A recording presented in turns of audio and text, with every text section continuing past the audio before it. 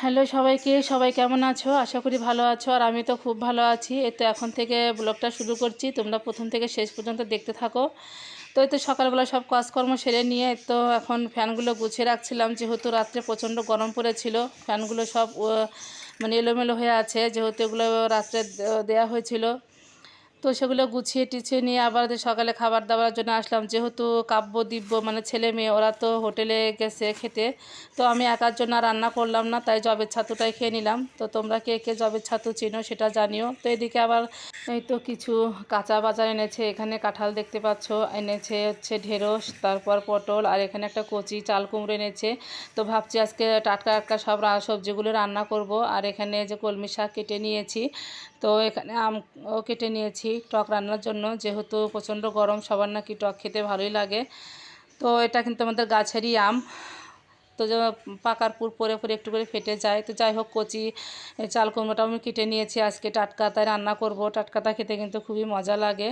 আর এখানে ঢেঁড়স কেটে নিয়েছি, পেঁয়াজ দিয়ে ভাজবো। আর পেঁয়াজ দিয়ে ঢেঁড়স ভাজলে কিন্তু খুবই ভালো লাগে। তো এখানে আমি একটুখানি আলু কুচি করে নিয়েছি, শাকের ভিতরে দিব, যেহেতু শাকটা একটু কম আছে। আলুটা ভালো করে ভেজে নিয়ে তারপর শাকটা দিয়ে দেবো। তো যা হোক বন্ধুরা, সব কিছু গুছিয়ে টুছিয়ে নিয়ে আমি কিন্তু এখানে চুলাটা ধরে দিয়েছি। আর ফার্স্ট টাইমে আমি আগে ভাতটা রান্না করব, যেহেতু ওরা সকালে ভাত খায়নি, হোটেলে গিয়ে খেয়েছিল ডাল পরোটা। তো তার জন্য খিদে লাগতেও পারে, সেই জন্য আমি কিন্তু আবার ভাতটাই আগে নামিয়ে নিয়েছি। তো যাই হোক, এখন আমি মাছগুলো ভেজে নেব। হলুদ লবণ দিয়ে মাছ মেখে নিয়েছি, তেলাপিয়া মাছ। তো যাই হোক, মাছগুলো কিন্তু ভাজা শুরু করে দিয়েছি, তেলটা অনেকটাই গরম হয়ে গেছিলো। তো মাছগুলো আমি ভালো করে ভেজে তো আর এক পিঠ উল্টে নিচ্ছি। তো কুমড় দিয়ে এই মাছ রান্না করলে কিন্তু খুবই টেস্ট হয়। জাস্ট আমি এর আগে একবার খেয়েছিলাম, আর আজকে ভাবলাম যে যেহেতু কচি টাটকা কুমড়, তো আজকে এই মাছ দিয়ে রান্না করব। আর এই গরমে কিন্তু কুমড়োর ঝোলটা খুবই স্বাদ লাগে, বিশেষ করে যেহেতু ঠান্ডা জাতীয় খাবার, পেটটাও একটু ঠান্ডা থাকে। তো সবগুলো মাছই আমার ভাজা হয়ে গেছে। এখন আমি ঝোলটা রান্না করব, তো তার জন্য একটুখানি জিরা ফোড়ন দিয়ে নিলাম। আর এখন আমি দিয়ে দেব কুমড়। তো তার জন্য কয়েকটা কাঁচামরিচও দিয়েছিলাম। তো হলুদ লবণ দিয়ে ভালো করে আমি একটু নাড়াচাড়া করে নিয়ে আর ভালো করে ভেজেও নেব, যেহেতু কচি কুমড় বেশিক্ষণ লাগবেও না, এমনিতেই ভাজা হয়ে যাবে। তো অনেক সুন্দর করে ভেজে নিয়েছি। এখন আমি এর মধ্যে দিয়ে দেব আদা জিরা বাটা আর মরিচের গুঁড়া মিক্স করে একটা পেস্ট করে নিয়েছি।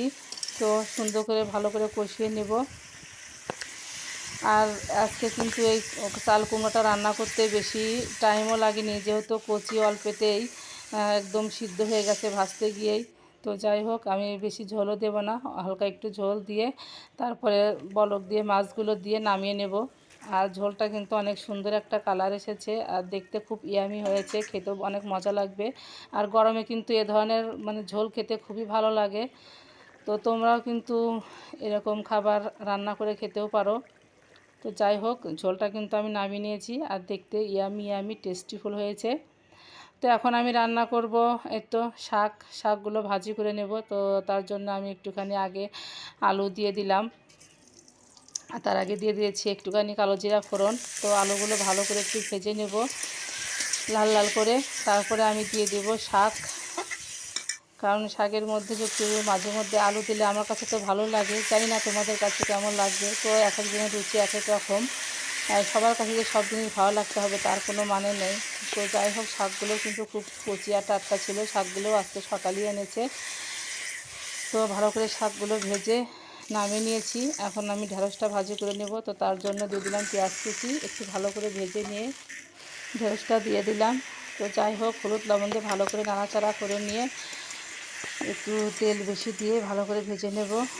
আর ঢেঁড়স ভাজা কিন্তু পেঁয়াজ দিয়ে ভাজলে খুবই টেস্ট হয়, মোটামুটি সবাই পছন্দ করে।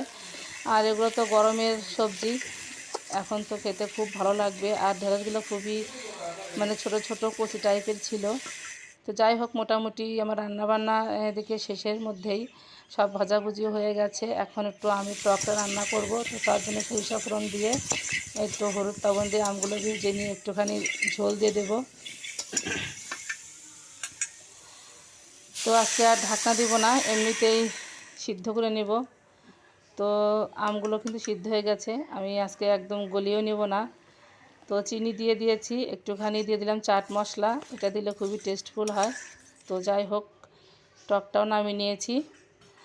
তো এদিকে রান্নাবান্না শেষ করে প্রচণ্ড গরম লেগেছিল, তো ভাবলাম যে কালকে রাত্রে এই আইসক্রিম বক্সটা এনেছে, তো রান্নাবান্না শেষ করে গরম লেগেছে, তো ভাবলাম যে আইসক্রিম বক্সটা বের করে দিব্য কাব্যকেও দিয়ে দেবো আর আমি একটু খেয়ে নেই, তাহলে কি শরীরটা ঠান্ডা হবে। তো বের করে দেখি যে না, অনেকটাই শক্ত হয়ে গেছে, চামচ দিয়ে কাটাই যাচ্ছে না। তো কিছুক্ষণ রেখে দিয়ে তারপরে যে কেটে বাটিতে নিয়ে নিলাম। আর আইসক্রিমের উপরে কিন্তু কাজু বাদাম, কিশমিশ বাদাম ছিল, আর খেতেও খুব মজা ছিল। তো বন্ধুরা, আজকের মতো এখানেই বিদায় নিচ্ছি। ভিডিওটা ভালো লাগলে অবশ্যই লাইক, কমেন্ট ও সাবস্ক্রাইব করতে ভুলবেন না। Ta-ta, by.